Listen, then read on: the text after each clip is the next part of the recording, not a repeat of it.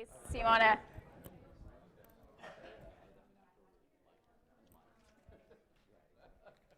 Yeah, you guys always remember that. I always forget the microphone. All right, we're going to get started. Good morning, everyone. Oh, there is? Yeah, why don't you go ahead?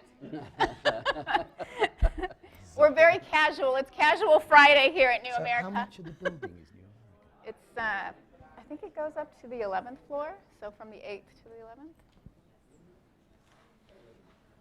Okay, great. Thank you all. And welcome to New America. Today's program is Ultimate Deal or Ultimate Demise, Israeli-Palestinian Peace under Trump. My name is Zaha Hassan. I'm a Middle East fellow here at New America, and I'll be moderating the conversation today.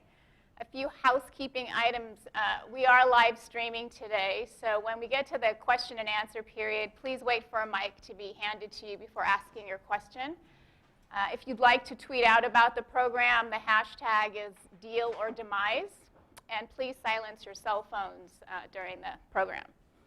So our guests are two gentlemen with many years of experience between them on Palestine-Israel peace talks and also on unofficial peace talks known as second track efforts. Amjad Atallah is CEO of Vortex International LLC, a consultancy providing campaign support, strategic communications, planning, and research to companies and leaders engaged in noble causes.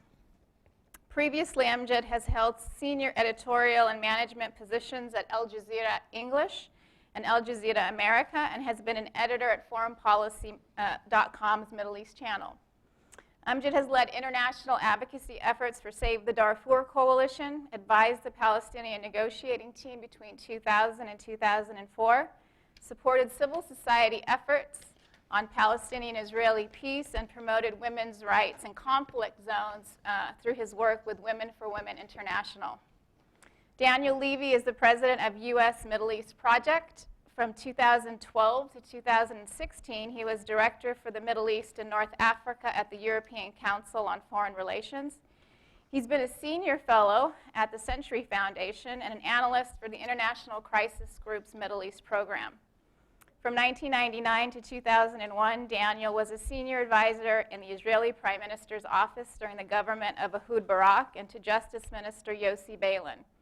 He was also a member of the official Israeli delegation to the Israel-Palestine peace talks at Taba and during negotiations between the parties under Prime Minister Yitzhak Rabin in 1994 and 95. Daniel was a leading figure behind the Israeli-Palestinian Track 2 peace effort known as the Geneva Accord. He also helped found the DC-based pro-peace, pro-Israel advocacy group known as J Street. Both Daniel and Amjad were past co-chairs of the Middle East Project here at New America. Welcome, Daniel and Amjad. So before starting the conversation with our guests, it might be helpful to take a bit of inventory about all that has transpired in the last 90 days or so. If you're feeling a bit of whiplash, I don't blame you. You're not alone. It seems like there have been new developments on the Israel-Palestine front and on the U.S. role in all of this by the day and by the news cycle. Things began to unravel, if you all recall, back in November when Palestinians were caught off guard by an announcement that their waiver to this waiver that has to be renewed every 6 months to maintain a PLO office, a Palestinian representative office in Washington, D.C., was not going to be renewed. The decision came at the same time as reports that the Palestinian president had rejected parameters for a peace deal that the U.S. had shared with Saudi Arabia. After a lot of confusion, ultimately the waiver was signed and the office remains open today. Then on December 6th, with only days' notice, President Trump announced that the U.S. was recognizing a boundaryless, amorphous Jerusalem as the capital of Israel. Though the status quo would be maintained with regard to the holy sites, the president directed the State Department to begin plans to move the embassy from Tel Aviv to Jerusalem without identifying a location, whether in Arab East Jerusalem or in West Jerusalem, for this new embassy. As for the two-state solution, the president remained indifferent. He was leaving it up to the parties. The Palestinians' reaction was fast and furious, as expected. In a speech before the PLO Central Council, President Abbas declared both the end of the Oslo framework and the role that the U.S. had played as the sole mediator.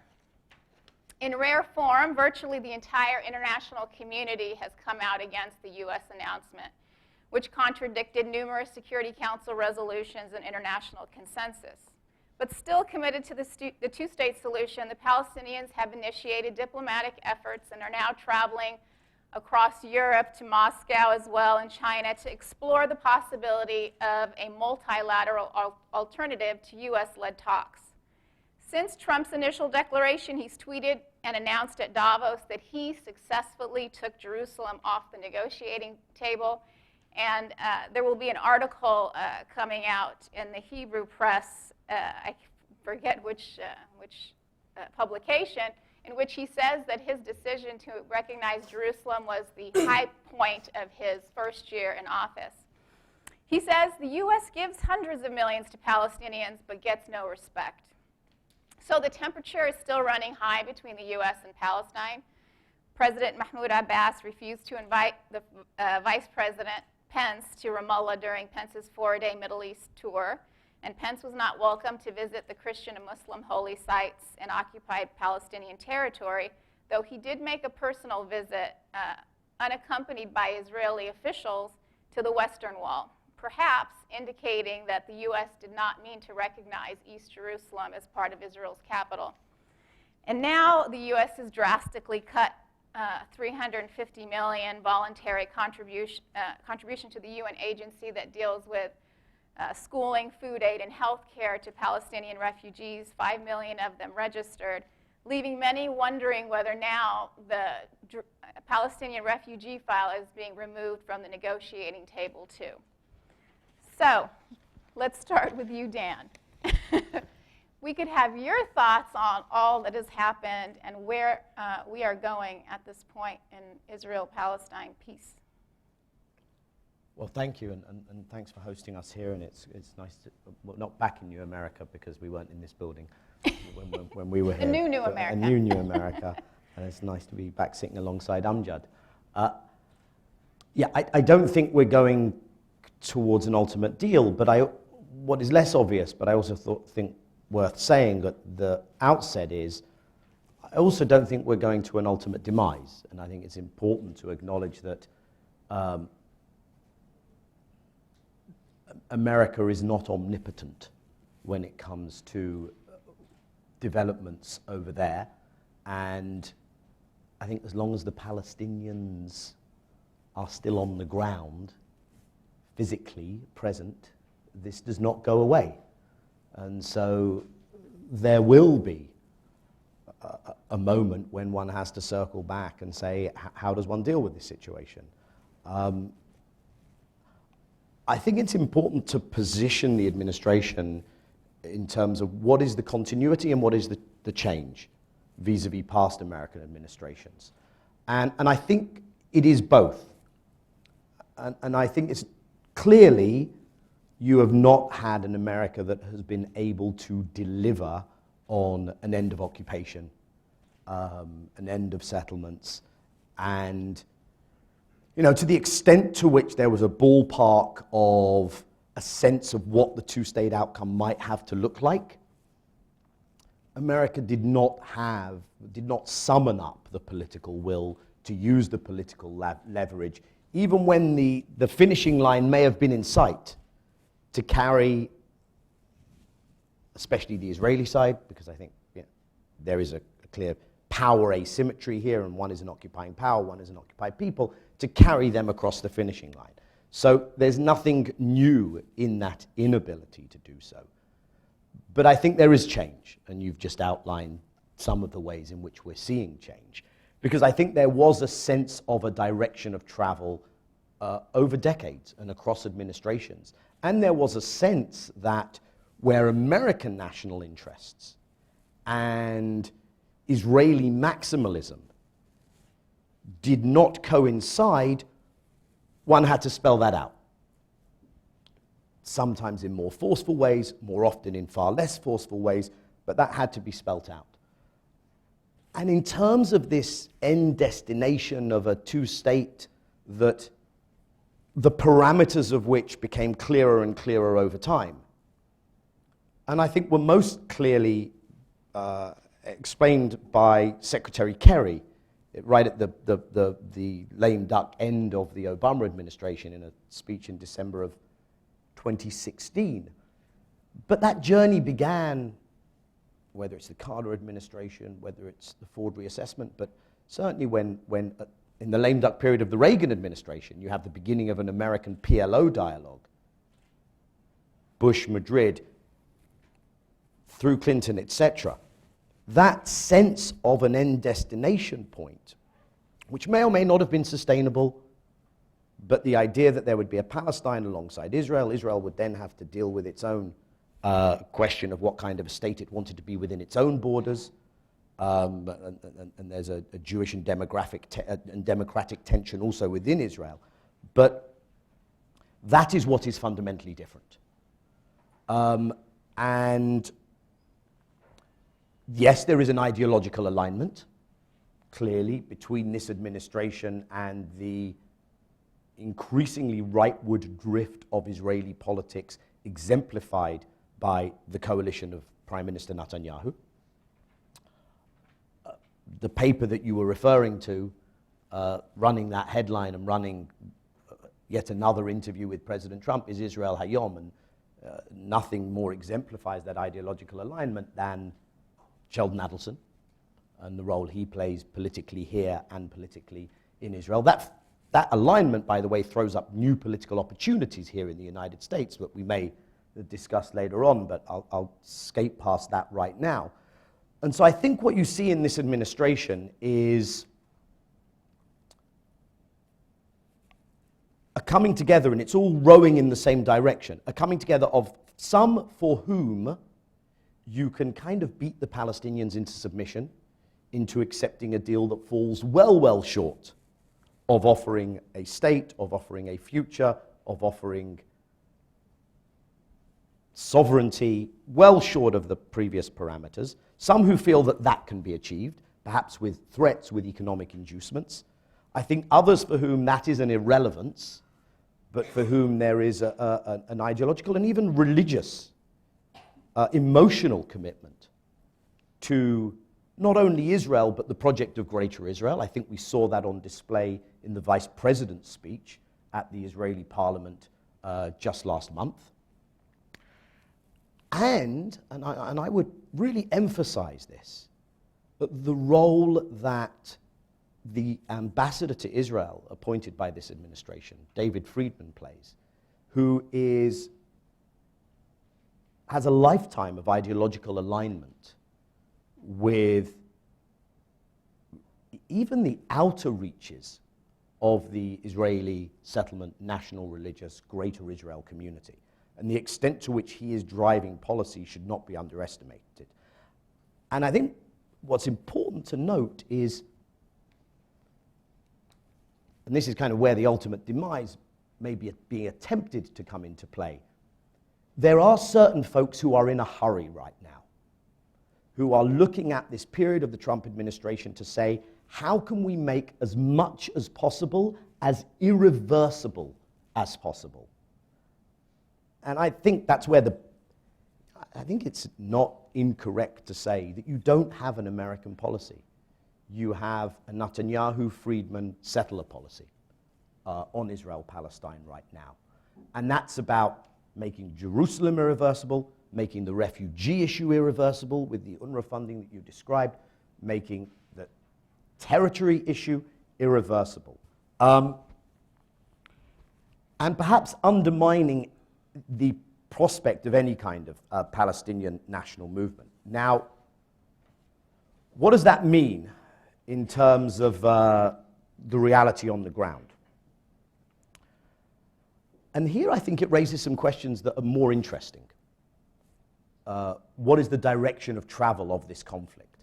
And I think it raises questions that are more interesting than what might be the minutiae of a plan that this administration puts out, or what might be the address of the Jerusalem embassy.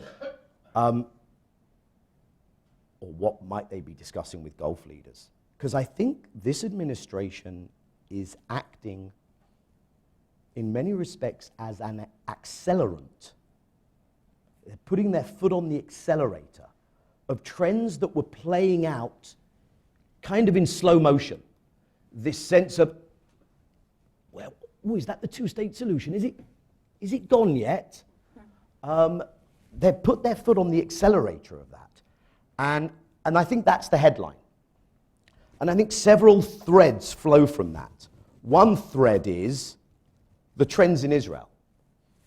If you can now get away with anything, if you can, even as an Israeli prime minister, in arguing with your own right-wing coalition, you can no longer hide behind, well, we can't annex because the Americans won't let us. Even though it was all an open question, the extent to which the Americans wouldn't let you. If you can no longer hide behind that, what does that do to the trends inside Israel? What does the increasingly palpable sense of permanent Israeli entrenchment, disenfranchisement of Palestinians do to the notion of how will Palestinians achieve their freedom and their rights? It plays out on the Palestinian front. Where does the Palestinian national movement go next? To what extent is it conceivable to adhere to the kind of process of an American-driven two-state option that has been the, essentially the modus operandi for a quarter of a century plus? And of course, it plays out in the region. To what extent can you create a new Pax Americana regional dynamic that is partly predicated on being against the Palestinians? It's partly predicated on the negation of the Palestinians. I would argue there's only so far you can go with that, by the way, and we're beginning to see that there's only so far you can go with that. So to circle back and draw this to a close, you can't, I don't think it was a realistic expectation that whoever came into office, given the conditions in January of 2017, was going to make two states come about in short order. Personally, I think that if the reasonable deal that has been discussed in the past were concretized, then there is still a Palestinian leadership there for that deal. I don't think that's true on the Israeli side. I don't think it's been true for some time. It's clearly not true of Netanyahu's coalition. There are things you could have done as an administration to help eventually circle back to a meaningful process, to meaningful negotiations. You could have put an emphasis on seeing through the process of internal Palestinian reconciliation, of improving conditions in Gaza.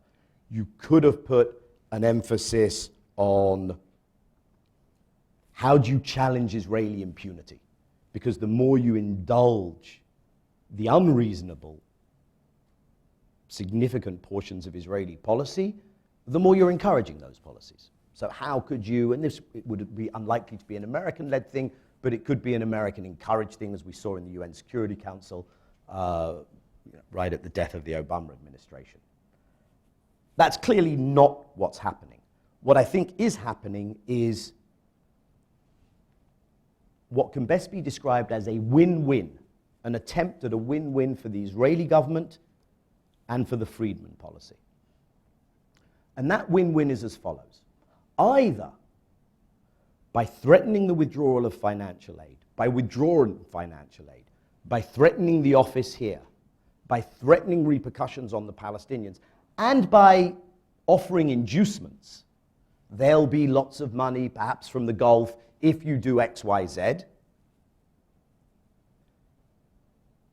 If that succeeds, then what you are asking the Palestinians to do is to become partners in the, I think the right word is apartheid, in the apartheid system that one is trying to impose on them, which I think is very unlikely to happen and very ill-advised from their perspective. Or you blame the Palestinians. You say, we were trying to do a peace deal, the Palestinians don't want to come to the table, they're walking away, they're to blame.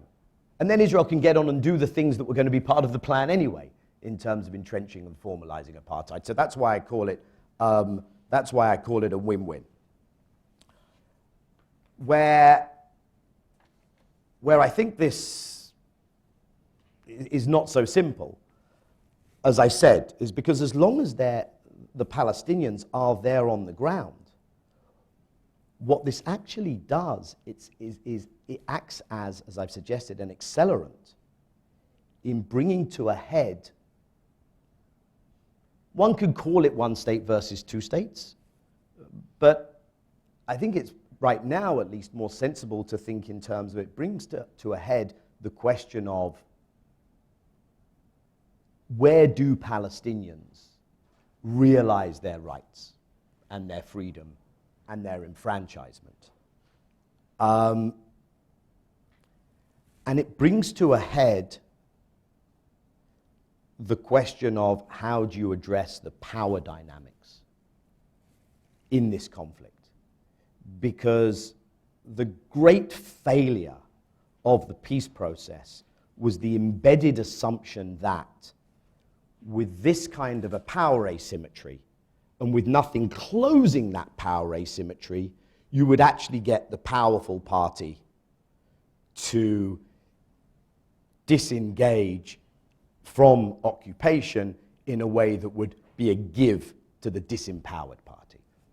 And the disempowered party thought America would deliver the closing of this gap. And that's not happening, and America won't deliver the closing of that gap. And inevitably, you therefore have to, as has been needed for some time, have to look elsewhere for how do you address that power dynamic. And I would close with one thought, which is look at the power, at least the latent power in someone like an Ahed Tamimi. Look at what that does. People not familiar with the story, a young woman who turned 17, I believe, just now, currently under arrest, currently awaiting sentencing, I believe, trial and sentencing. A young woman who herself and her family deeply involved in the non-violent, popular civil resistance in their town of Nabi Saleh. That notion, whether it's popular civil resistance, whether it's other forms that are going to challenge that power dynamic, those and many other things will come to the fore, I think, over this next period. But I don't expect either the attempt to have Palestinians embrace the terms of their own permanent second-class status, or the attempt to successfully convince people that Palestinians are to blame. I don't think either of those are going to succeed. So I want to pick up where you left off on where do Palestinians go from here. I want to quote from someone you know, Henry Siegman, who was the former head of the American Jewish Congress. He wrote that the rise of fascism in Israel is a direct byproduct of Israel's 50-year military occupation over Palestinians, and he argues that the Palestinian struggle for a state of their own is one Palestinians cannot win, while a struggle to maintain an apartheid regime is one Israel cannot win. So Amjad, where do you think Palestinians go from here? Well, first of all, thank you, Zaha, for having me here. I'm very happy to be with you, and very happy to be with Daniel, and also happy to be at New America. It's great to be here on the cusp of a historic peace agreement. To describe it, we're almost there. To have a look at it just before the train wreck. I wanted to concentrate, I think, on, you asked where do the Palestinians go from here, and I think the Palestinians need to actually internalize that there have been three transformative changes. There's a fourth one that Daniel's talked extensively about, which is what happened here in the United States, with effectively the settler ideology of Israel being transplanted into the United States, and in a sense, all the checks and balances that might exist inside Israel to actually hold that back haven't actually worked here. And so in many ways, you may actually have people that are further to the right, and I'm including the evangelical, part of the evangelical community that has been a stalwart supporter of Israeli antagonistic actions against Palestinians as part of a eschatological end of times perception. And so I wanted to concentrate on three other elements and that I think are getting underplayed. One is, and it's easy to get underplayed because in a sense none of these are new. It's just been the frog in the pot, in the boiling pot. The water's getting warmer, the water's getting warmer, the water's getting warmer. All of a sudden, oh my God, it's boiling and I'm dead. And I think that on each of these elements, we've seen the elements leading up to it, but it's gotten to such an extreme now that in fact, I think it could be a transformative moment. So the first one is the change in Arab relations vis-a-vis the Palestinian struggle. It's not, the Arab world has always been, in a way, the ultimate prize for a two-state solution for Israel, right? It's been the other side of that balance. It hasn't been that Palestinians would be at peace with Israel. It's been that the entire Arab world, and even by larger extension, the entire Muslim majority world, would be at peace with Israel and would have normalized relations with Israel, which would provide Israel with an inducement to have a two-state solution. The first break in that was actually Camp David, where you could, with Egypt, where you could actually have, well, no, we can take the strongest Arab country and we can have a peace agreement with the strongest Arab country and not provide the Palestinians with their piece of it.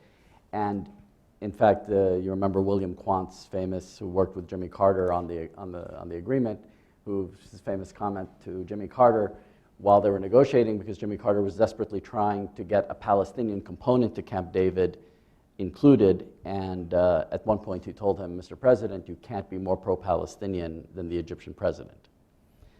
And and then a few years later, once Egypt was removed from that perspective, Israel was able to invade Lebanon and attempt to destroy the Palestinian national movement through the PLO in Lebanon. To see how far things have come now, a number of years ago when I was still advising the Palestinians, I was in a meeting with a senior Saudi government official and a senior Palestinian official. And the purpose of the meeting and the conversation was about the Palestinian constitution and whether it was going to be a republican form of government or a parliamentary form of government. And the Saudi government was very concerned that the Palestinians weren't being aspirational enough in promoting a constitution that could be a model for the future change that the Arab world was in desperate need of. And this was the words from the Saudi government official to the Palestinian. The Palestinian made a joke about, we've been thinking about all kinds of models, including the Saudi model, and the Saudi government official responded very seriously, this is not a joking matter. The form of government you pick and the constitution you pick will be the most important decision you make as a national movement. Now, go from there to this current Saudi leadership instructing the Palestinian president and the head of the Palestinian national movement that he's going to have to accept a deal that effectively codifies the existing situation on the ground as some kind of a peace agreement in order for Saudi Arabia to normalize relations with Israel, and that if he doesn't do it, they're going to find somebody else who can accept that deal. That's a sea change. I mean, in between 1978, when the Egypt deal with Israel, and now 2018, and you have actually something that is on the order of magnitude as great, which is now you have Saudi Arabia, Egypt, the United Arab Emirates prepared to normalize relations with Israel on terms completely unacceptable to Palestinians, completely unacceptable to what was the consensus Arab position that Saudi Arabia itself helped define with the agreement, with the Arab League decision that they put forward. Now, so I think this is causing a fundamental shift in alliances in the region, not a shift based on affirmative interests where we all share the same values, we have the same interests, let's work together, but more as in, oh my God, this is going to be a disaster for us, how do we defend ourselves?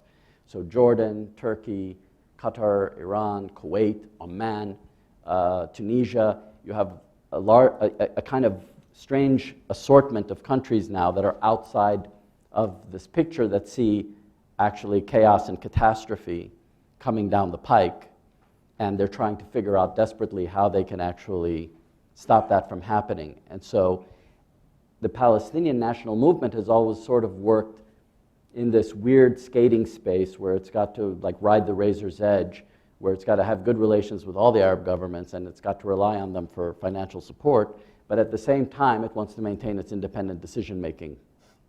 And that was Yasser Arafat's genius, was to be able to maintain a certain level of Palestinian independent decision making. And that doesn't exist right now. So the way the Palestinians respond to that, I think, is actually going to be critical. The second element is, and Daniel alluded to this, is this question of partition and non-partition. We've worked for so long on the idea that there was going to be a partition that we've forgotten that, so Palestinians for the longest time, as the Israelis often say, the Palestinians didn't accept the two-state solution. It's true. The PLO's position was to demand a secular democratic state in all of historic Palestine with equal rights for all of its citizens. Now, at a certain point in time, the national movement decided to become pragmatic and say, well, this is not a practical, we won't be able to lead a successful anti-apartheid struggle, and so we're going to make a practical, pragmatic decision that instead we will agree to a partition, but the original partition was a roughly 50-50 split, 51-49 split. This time, we'll accept the 78-22 split.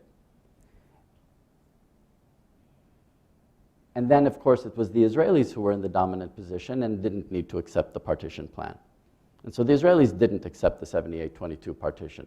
But they talked about it, and they negotiated about it, but they never accepted it. And so now we're at a position where the partition plan seems to be 100-0. 100% for Israel, 0% for the Palestinians. 0% sovereignty for the Palestinians. Palestinians would be confined to their cities, where, as Israelis are always reminding, 90%, Dennis Ross wrote a piece recently, I think, reminding everybody again that 90% of all Palestinians are in these like 7 Palestinian cities. And so if Palestinians can be confined to a very, very small area that constitutes 10 to 13% of historic Palestine, and then the rest can be Israel, and you can pour Saudi and Emirati money into them to build up those areas and to build businesses, etc. It's presented as a very, very realistic, very possible scenario. Now, from a Palestinian perspective, of course, that's the culmination. That would be the end of the Palestinian national movement. And so the question for Palestinians then is, all right, do we even still believe that you can split this on a 78-22% split? Is that even realistic anymore? Do we believe it's possible? I remember a conversation when I was leaving Palestine I had with a number of Palestinian negotiators. And I said, do you really think that you're going to be able to get a state on the 67 borders? And a lot of them said to me, probably not. And I said, but why are we still fighting for it then? Why are we still advocating for it? And they said, well, I mean, what else are we going to advocate for? And I said, well, why wouldn't you advocate for equal rights, or why wouldn't you advocate for confederacy, or why wouldn't you advocate for binationalism, or, I mean, there are like, 10 different countries in the world that have, multiple models of integration. Why don't you argue for that?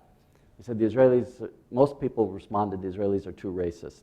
They will not accept to live with Palestinians with us in equality in some way. And then I went back to, so you think they're going to give you state on 22%? And they said, no. So that's the dilemma then, right? From a pragmatic, practical perspective, the Israelis are not going to allow a state to be created on 22% of historic Palestine. If the Israelis are not going to allow that to happen, what are Palestinians actually, what should they spend their time advocating for? What should the Palestinian national movement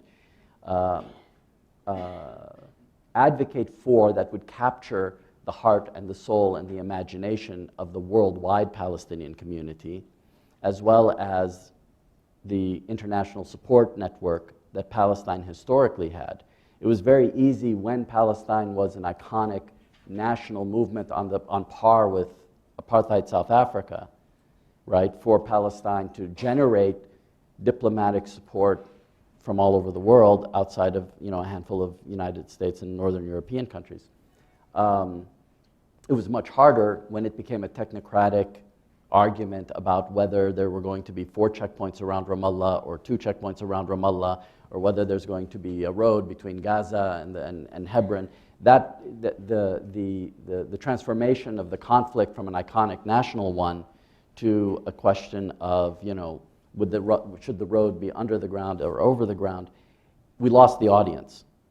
And we spent too much time. It's one thing if you already decided on the big picture, and then you're deciding whether the road goes underground or overground. But we never agreed on the big picture. So the third one draws from this is that the Palestinian community used to be a community. There used to be a national, and this was again the genius of the PLO and the genius of Yasser Arafat, was that it created a national movement that constituted all Palestinians. So there were Palestinian representative bodies in the United States, in Canada, in Europe, everywhere. They were all sort of linked somehow to the PLO. There was a national council that represented Palestinians from all. We had intellectual giants like Ibrahim Abu-Lughod and Edward Said, and people who were their own icons in their own right, Walid Khalidi, and these people, in a sense, created the Palestinian national identity that still we have a memory of. But the actual body that created it now has been fragmented. So now when we think about Palestine, and when we think about Palestinian rights in DC, for example, we're actually talking about Ramallah. We're actually talking about the PLO and the Palestinian Authority system that's based in Ramallah. And if we were in different parts of the Middle East, we'd be talking about Gaza. And we'd be talking about the Hamas government that's based in Gaza. And if we were in an activist, if we were at an activist group somewhere in Europe or the United States, we might be talking about right of return, we might be talking about BDS, we might be talking about, but it's not all connected into a national movement anymore. And the one part that's been completely missing it doesn't mean it didn't exist, it's just that we haven't been focused on it, has been the Palestinians who are citizens of Israel, which constitute about 1/5 of Israel's population. They're citizens of Israel. They don't have full equal rights, but they have more political rights than Palestinians do in other countries in the Middle East. And they speak Hebrew fluently, they speak Arabic fluently, many of them speak English fluently. They're well-versed in the civil rights movements around the world. They're well-versed in the anti-apartheid movement. And in many ways, they've taken a back seat and quietly been watching and advocating for 2 states, but quietly waiting and watching and waiting for this peace agreement to happen so that they could concentrate after that on improving the rights of Palestinians inside Israel. And now they're not waiting anymore. So, the third largest bloc in the Israeli Knesset is actually the Joint List, which is composed primarily of Palestinians who are citizens of Israel. And that Joint List now is working on proposing legislation in the Knesset to transform Israel into a egalitarian citizen state with equal rights for all its citizens, regardless of religion and regardless of ethnicity. Now, this is actually, I think, a pivotal moment in Israel, not because I think that legislation will pass, of course, but because I believe that this is the beginning of a public civil rights movement. It's the beginning of a discourse. 100 elements preceded it. 1,000 things were done by groups like Atallah, like others, to help seed the ground to get to this point. And now you're actually having the most sophisticated response to Israel's oppression coming from Palestinians who are inside Israel. So I think, again, the challenge for Palestinians is, how do we link all this together? How does all of this come back into forming a nationalistic argument? How do we form a national movement out of all of these disparate parts? And I think, so right now, if this were the stock market, this would be a crash. Like, we're in the middle of a stock market crash. Everybody's selling. It's going to be hard, it's a disaster.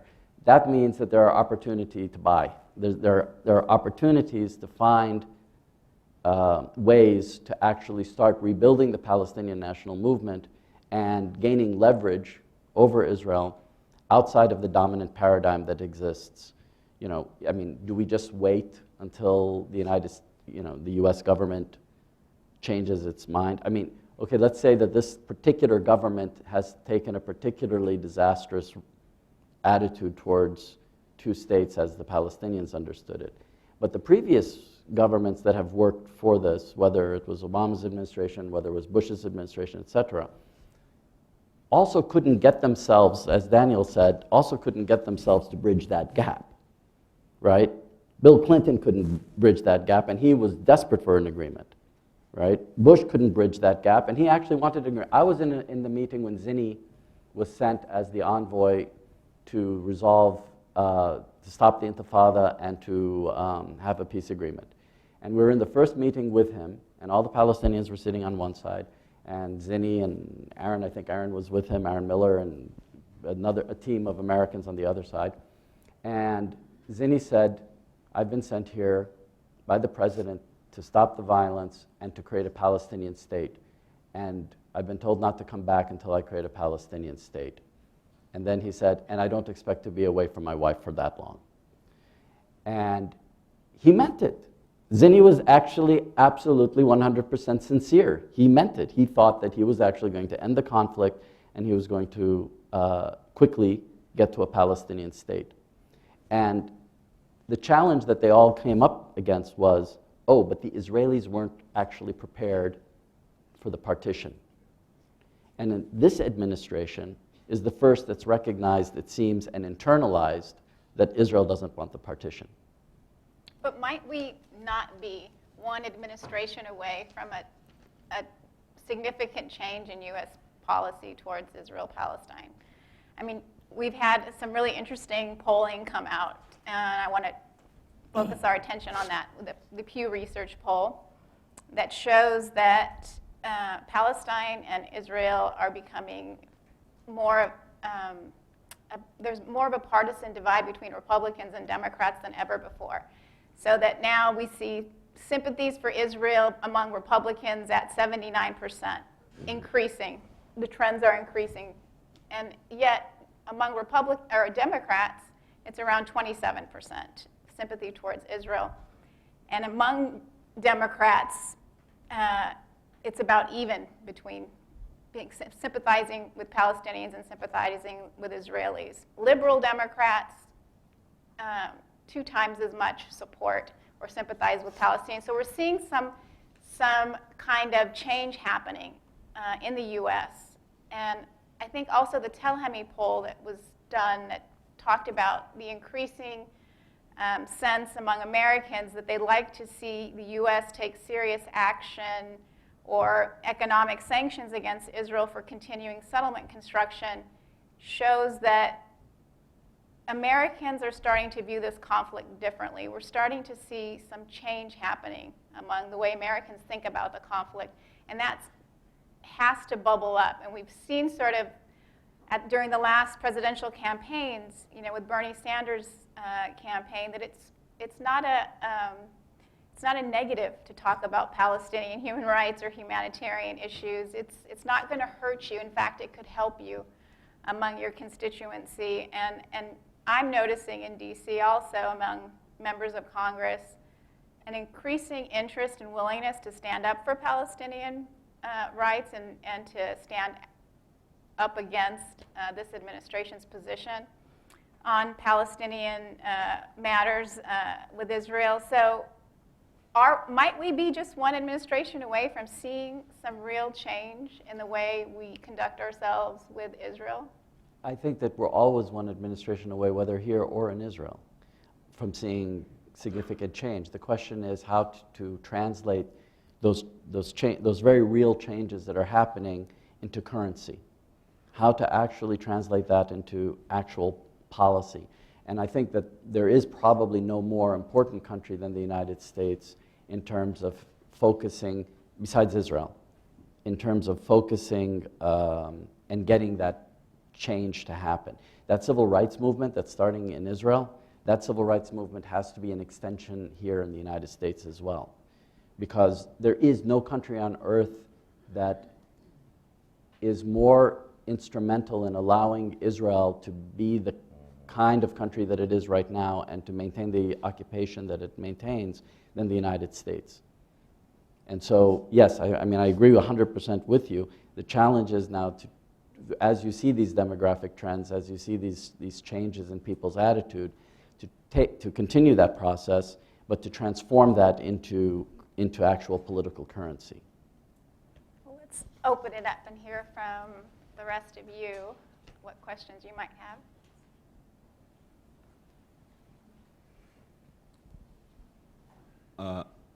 Is this on? Hi, my name is Dimitri. Thank you very much. Very interesting. I have two questions. The first one is about Russia's stance on what's going on in Israel, Palestine. I know they recognize West and East Jerusalem, or in their statement. Just curious what their interests are. And the second one is about what the Palestinians are doing at the United Nations, if that has any significance, or if you could see the UN somehow bridging the gap, the power gap that you're talking about. Thank you. You want to take a few questions, or you want Whatever you want. to? Okay, On Russia, I think Russia has different interests in this. Russia has had a position that wants to stick to UN resolutions and international legality on Israel-Palestine questions, and so that determines a part of the Russian line. There's a close relationship with Netanyahu. There's 1 million plus Israelis from the former Soviet Union, and there's relations with that community. That drives part of it. Russia has played a role in trying to facilitate Palestinian reconciliation talks. They've hosted different meetings. But I think Russia will continue to stand with a traditional approach that is different to the Trump administration approach that is closer to UN resolutions. Russia, this is also not the Middle East arena in which Russia wants to take ownership.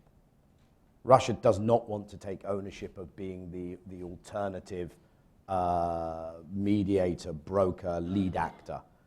They'll swan in and out on this, and they'll play a role, but it's not it's not like a Syria situation where this could be driven by a Russian move, as far as I see it. I don't know if you want to take the UN question or say anything more on Russia. No, I mean, well, also, I mean, a significant part of the Israeli population of Israeli citizens are Russian. Yeah, are 20%. 20% are Russian immigrants, and so I think Russian is the second. Is it the third most spoken language, or it's the third most? It's now the third most spoken language in Israel. So, I mean, that's an interesting dynamic.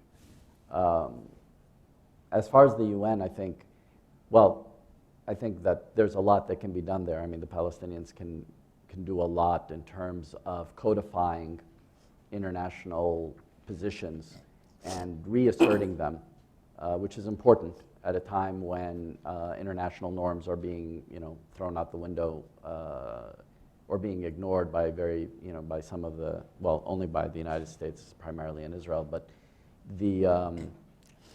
so it's important, but I think it has to be part of a sustained, obviously, strategy. I don't think one-offs work.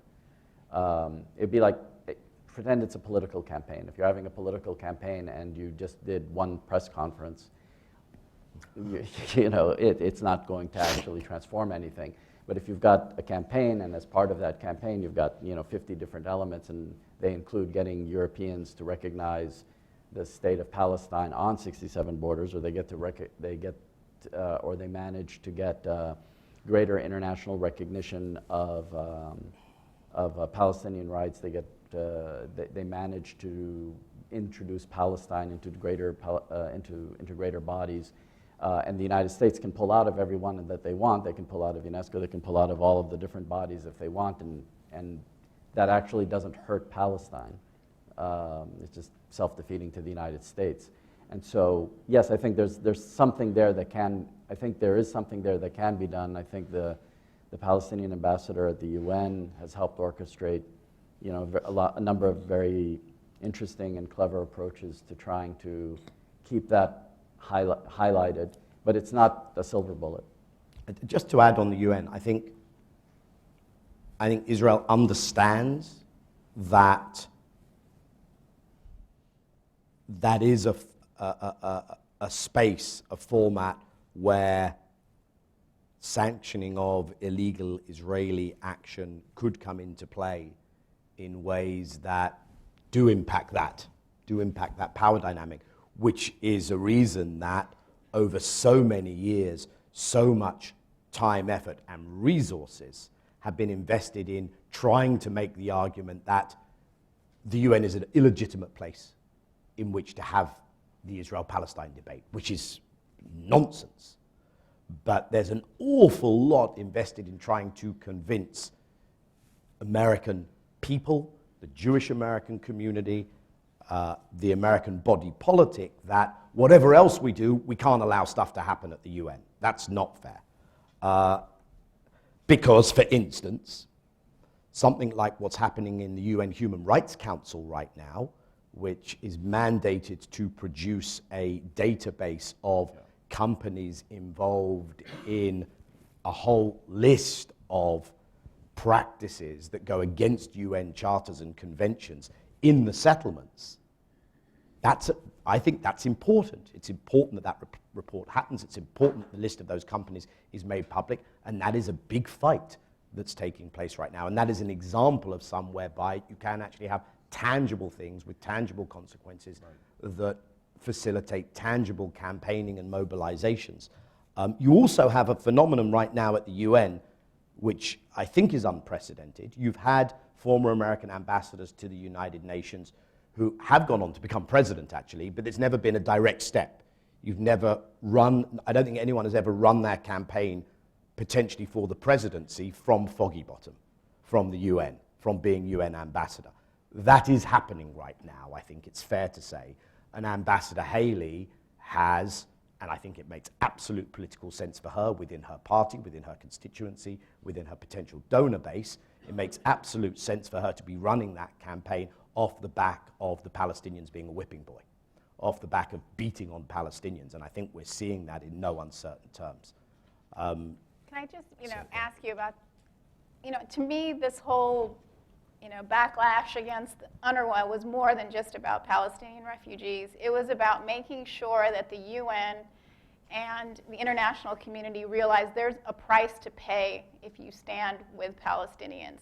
So it was to make the address for Palestinians, it was to destroy any address for Palestinians and to scare the UN and its agencies from actually taking a more proactive role. Do you agree with that? Do you see that as, especially as Palestinians go around the world and look for I think something, I agree, I think something important is going on there. And again, I think the Palestinians are the unfortunate people on the receiving end of this. I think the president saw that it's going too far head-to-head with the North Koreans is complicated. The Pentagon has all kinds of things to say about whether it's such a good idea and our equities in South Korea, etc. Going like this with Iran is complicated. These are places with a certain deterrent capacity. Beating up the Palestinians is actually really easy.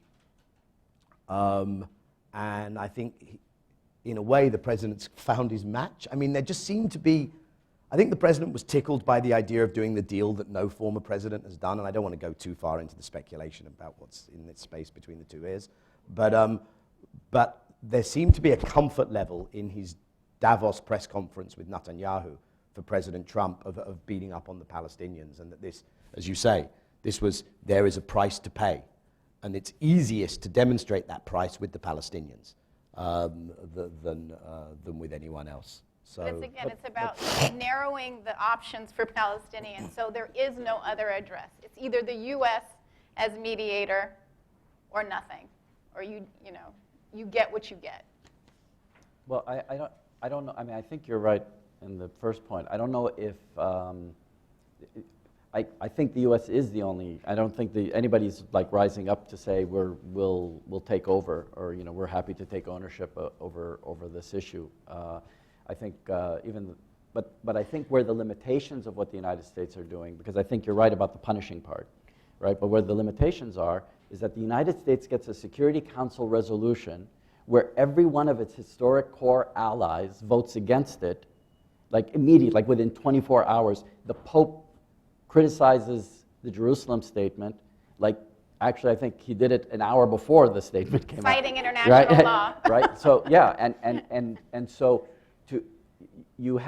I think you're seeing also the limitations of US bullying, right? So the General Assembly vote, then after the Security Council goes to the General Assembly, the United States threatens, tells people in advance, sends letters, tells them, we're going to punish you if you vote against us. And a great majority of countries still vote, including his core U.S. allies. I mean, and largest recipients of U.S. assistance. And the largest recipients of U.S. assistance still go ahead and vote for it. And so, in a sense, if anybody was going to be doing this to help the settler enterprise, it's best for the Palestinians that it's the Trump administration, because the Trump administration has developed so many enemies on so many fronts, on so many issues that there's international consensus on, that taking a stand on Palestine is actually a lot. If Obama had wanted to do some of this, the countries wouldn't have been able to stand up against him. But with Trump, they would be able to. With one, if I can just add, with one caveat, which is, I think there's also a phenomenon where is Israel-Palestine in your order of priorities if you're another country close to America that has issues with this administration? Where is Israel-Palestine in your order of priorities of what you challenge the administration on? So here, for instance, I think the expectation that Europe might play a greater role should be very modest and limited, because the Iran nuclear deal, the Paris Climate Change Treaty, those things are going to be, North Korea, understandably, North Korea are going to be higher on the priority list than the Palestinians. One thing, just to do justice to your Russia question, don't underestimate also the significance of in terms of the Israel-Russia relationship, of the position Israel has taken on Ukraine, where Israel has never voted with the Americans against Russia on Ukraine. Israel has not been part of sanctions, and that is noticed in Moscow. Wait, the microphone? Yeah. There's another piece from within of this equation from within Israeli domestic politics that I'd like you to address. I mean, you talked about the rightward drift in Israel and the alignment with evangelicals and other forces in the U.S. What about the rest of the space in Israel, the center and the rest? I mean, we could have seen quite a different outcome in the last Israeli elections. In fact, many of us thought until the last moment we were going toward that. I mean, how is that playing out right now? In particular, how is also that playing out with the role of the growing number of Israeli Arabs and their role in Israeli politics. I'm not sure where that stands anymore. Can we take a couple more up here at the front, and then we'll have you guys answer them? Yes, I heard Amjad refer to Bernie Avichai's piece in terms of the concentration of Palestinians in cities and the lack of agriculture and so on. I wonder if you would amplify your views about Confederation, especially as he spelled it out in that piece. Hello, I'm Catherine Hughes-Freytek, and I've been involved in this issue now 30 plus years, so it was great to hear a really good, I think, overview and analysis on what's going on in historical. Also good to hear the focus on grassroots movements, and we know the strength of the First Intifada and how that helped with the power imbalance, kind of move it, as well as what's happening now, and the importance of unity, which is a big issue with Palestine. My two questions are, one, could you do a little bit of analysis on the security alliances that Israel's been building up around the world? Jeff Halper had a good book that talked about this, but the fact that they're training police, security, the drones, the military all over the world, including with India, Asia, et cetera, and how that's impacting kind of the balance of power as we go forward. And then also, Amjad, a little bit more, I thought it was so important, the Israeli-Palestinian key role in moving forward, and how, whether it's a confederation or just in general, how you see them playing a key role and then trying to, again, unify and use them as a key player if it becomes a civil rights movement, which may be the only option, as you've talked about. So let's take those. I'm not going to do internal Israeli politics.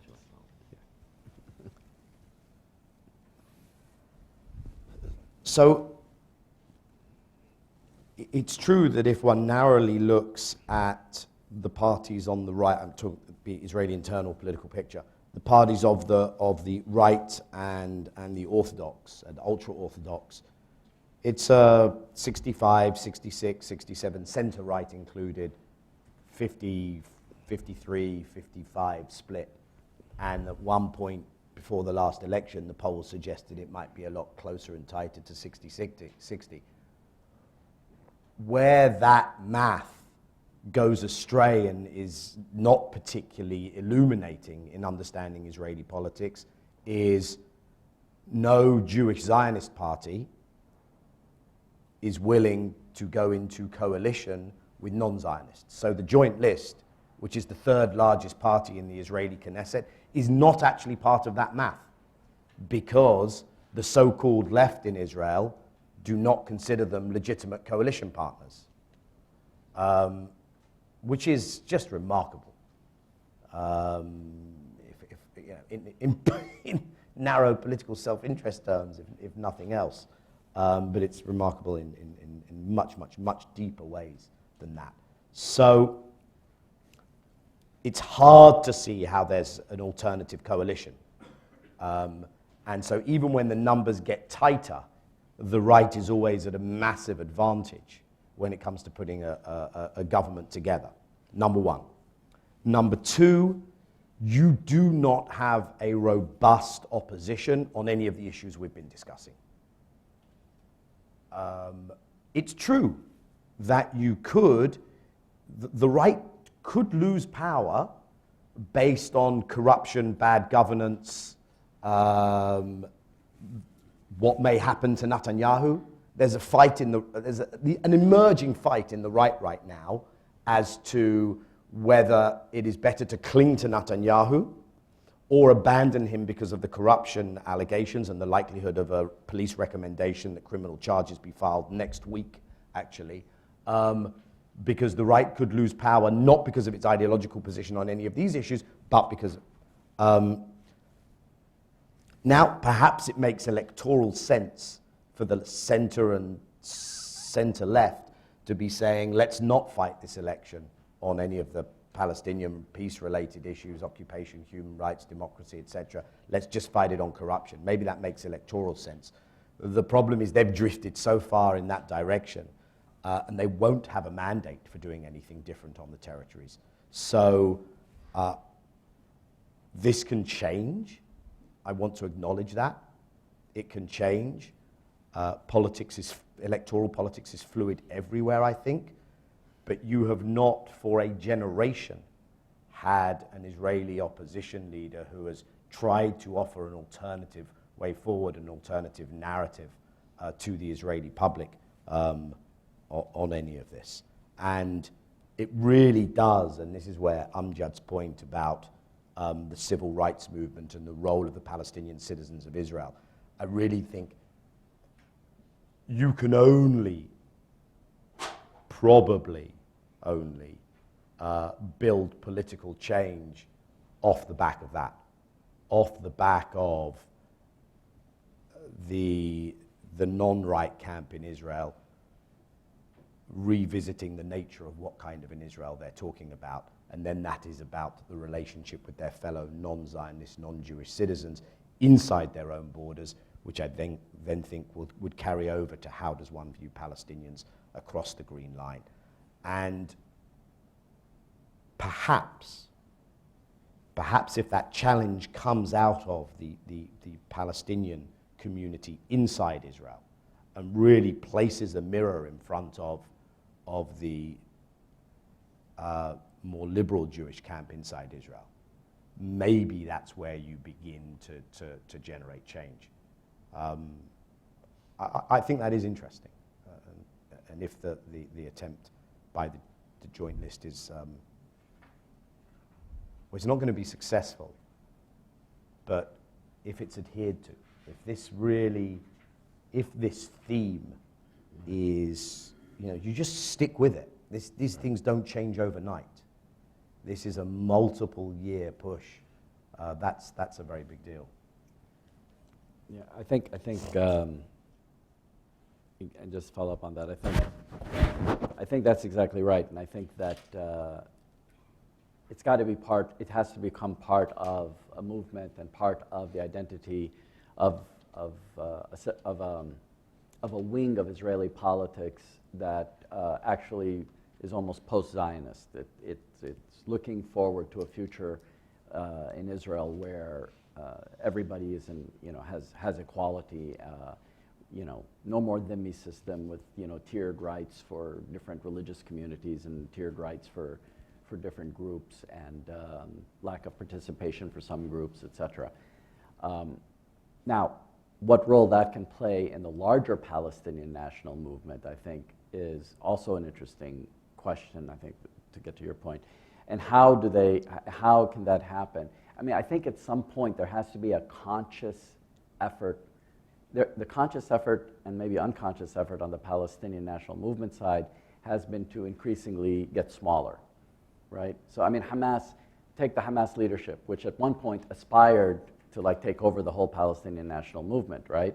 But now whenever you when you listen to Hamas discourse, it's about, it's exactly the same as what of the people that they attack and they make fun of. They're talking about Gaza, they're talking about what, the checkpoints, they're talking about the borders of Gaza, they're talking about the agreement with, can they cut a separate agreement with Egypt, separate from the agreement that Ramallah is cutting, etc. It's prison politics. That Palestinians, I think, I forget the percentage of Palestinians who've served in Israeli prisons or who've been detained, and it's remarkably high. And in those prisons, Palestinians end up, you join a group. I mean, you're either with Fatah or you're with Hamas or you're with the PFLP or the DFLP or Islamic Jihad, or you effectively join a faction, a gang, and then they provide you with protection, and then they indoctrinate. There's indoctrination, and you work together and then you can cooperate together, and you can come up. Different groups will work together to have strikes to demand better visitation rights, etc. But that's what's happened to the Palestinian national movement. It's actually fragmented into prison politics. And so, it's like, how many cigarettes are we going to get? Why aren't you allowing us enough visitors to come in? Which are all remarkably valuable, important things for Palestinian prisoners in jails to be arguing for. but not necessarily the kinds of things that the Palestinian national leadership should be focusing the national attention on. And so I think now there has to be a conscious decision to get out of the little pond and go back into the international pond. And that international pond of Palestinians everywhere. There are more Palestinians from Bethlehem in Chile than there are in Bethlehem. I think there are more Palestinians from Ramallah and Elvira in the United States than maybe in Elvira. So it's a very, this community would be a very the diaspora community was the driving engine of the Palestinian national movement for a very long time. The Palestinians inside Israel now can also be, I think, part of that driving movement. And then I'll just comment on the Avishai. I wasn't referring to the Avishai. I was referring to a piece that Dennis Ross had written. But I've read the Avishai piece, I think, in the New York Review of Books, right? And I mean, I don't have an opinion on it. I'll just say this, though. I think what's happening is that you're beginning to see a debate. It's interesting in the United States, at least in the West, which is fascinating that it's coming here, because it's not as if Palestinians haven't been discussing these issues for 20 years. But now you're seeing it among Zionists. And so you're seeing a conversation take place, and it starts with the Roger Cohen throwaway paragraph, in his argument about attacking Abu Mazen and saying why Abu Mazen should resign. And then he has a paragraph where he throws in, and of course, a one-state solution is impossible. It's just like a throwaway. It's just, it's just not, forget it. Don't even think about equality. Equality is not possible. So it's just a throwaway paragraph there. And then you start moving to, well, if you think Palestinians are going to argue for equality in a US style or in a South Africa style citizen state, then what's your response to it? And then the response is, look, I know you want equality, but maybe what if it's a negotiation, right? So now confederation is better than equality. Confederation would be less problematic than a full state. But it's a conversation, and that's a conversation that needs to happen. It's a conversation that needs to happen among Zionists, but it's also a conversation that needs to happen among Palestinians as well, in terms of, what is that range? But the negotiation is going to start, and the fear I have as somebody who cares about the Palestinian side getting their justice, is that if the Palestinians are too slow to engage in this conversation, this will become a conversation among liberal Zionists as to, no offense. it'll become, None taken. It'll become a conversation among liberal Zionists as to how Israel can best moderate and how Israel can best, maintain as much privilege as possible while allowing equality. That's still good. It's a good conversation to have. But I'd like Palestinians to also be at that table having that conversation on their own terms. Let me try. Hello. It's working? Yeah. Okay. You use the word national movements. I'd like to change that narrative and call it a civil rights movement. If we look at the United States, what happened here in Selma, Alabama, and sometimes I dream that we have Calandia. For those who don't know, Calandia is a very famous checkpoint in Palestine. If we turn this whole thing, I mean, the civil rights movement had Martin Luther King and so on was a national movement, but was a local, a domestic movement. And if we think of a civil rights movement, this is where I think the younger generation in Palestine and all over the world will understand it much, much better than a national movement, considering the local domestic dynamics of what happens here in the elections and who supports election, who donates, etc. I think that what's happening now is that young people care more about not civil rights necessarily, but equal rights. So I'm trying to think of do we have a Martin Luther King in Palestine today? Maybe yes, maybe Abbas should be a Martin Luther King. And look at it from a civil rights aspect, where is, I think, the only hope to get international support. All the rest, the big politics, there's too many, it's too complicated. Iran, Saudi Arabia, Israel, all of this. But I think the only movement people understand, especially the young people who are the whole day on their telephones, smartphones, and so on, could make a difference. Thank you. Can I, You can I want to comment? respond to that? There's a question in the back, I think. But Go ahead. could I just, Yes, I want to yes. comment to Zahi's point, because Zahi, I think, you know who most eloquently, I think, argued something similar was Ehud Olmert in an article, was it an interview with Thomas Friedman, I think, in the New Yorker many years ago when Ehud Olmert was still prime minister.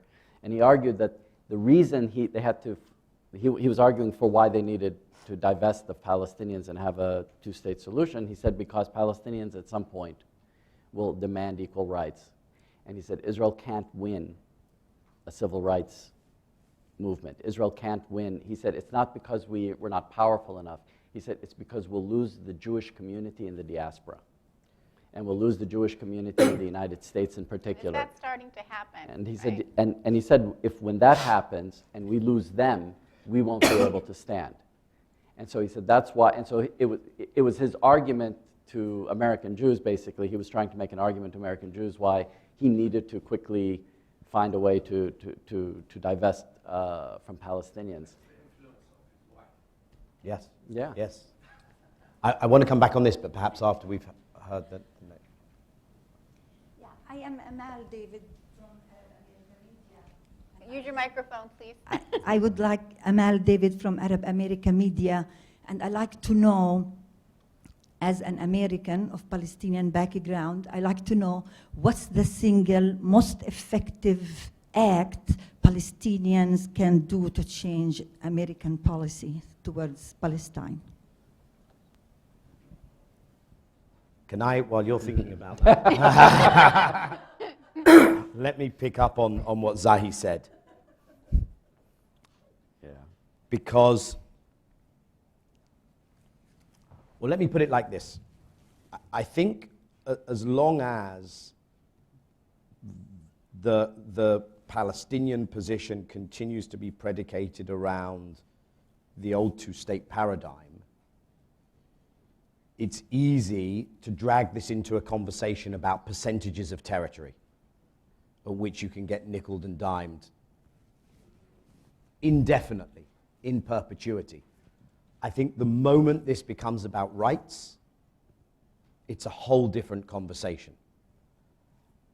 And as you said, it's a conversation where it is very hard, if you are not an ethno-nationalist, and there's no shortage of those today in America or in Israel or elsewhere, but that's not the majority, and it's very hard to hold your ground. It's a very difficult struggle. Now, the upshot of that struggle, and also it means you, unlike, I would argue, the old PLO position on the sec-dem state, the PLO position on the secular democratic state, the PLO position on the secular democratic state didn't really have a message for the Israeli Jewish national collective. And the equal rights struggle does have to do that. By the way, it probably requires a rethink on anti-normalization in Palestinian society. You have to think long and hard what is the correct type of engagement and cooperation with Jewish Israelis. You can't just kind of blanket do anti-normalization. But I think that struggle, if effective, if pursued over a long period of time, if non-violent, generates one of two, if successful, one of two Israeli responses. Either, dust off those old files about two states. What might they be willing to accept? Oh, they're not going to accept that anymore. And then it's up to the Palestinians to decide whether a genuine end of occupation, genuine Palestinian independent state, sovereignty 67, East Jerusalem, whether that's now something that is worth going for or not. The other thing that I think is really important in what you said, Zahi, is, it's 2018. Even the term hashtag National Liberation Movement, it doesn't resonate. I think there was a moment of the kind of classic national liberation movement struggle, and I think that was the moment of potential success of the PLO in the 1990s, and that moment may have simply passed from the global scene. And I think the longer the PLO thinks of itself in those terms, the more likely it is to end up like Polisario. And who remembers what Polisario is? It's the fight for Western Saharan independence from Morocco. But, it's pretty obscure these days. There are not many struggles that still frame themselves in those terms. And I think the Palestinian thinking has to go into a post-retro, old-school framed national liberation struggle. There's a gentleman standing at the back, Mark Perry, who tells the story of sitting with Arafat watching the opening of the Atlanta Olympics. Salt Lake City. Salt Lake City Winter Olympics, very topical.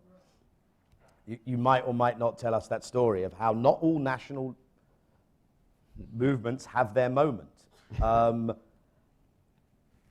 And you also have to set that against what is the logic of the journey that the Israeli right, which is dominant in Israeli politics and carries Israeli politics, what is the logic of the journey they're going on?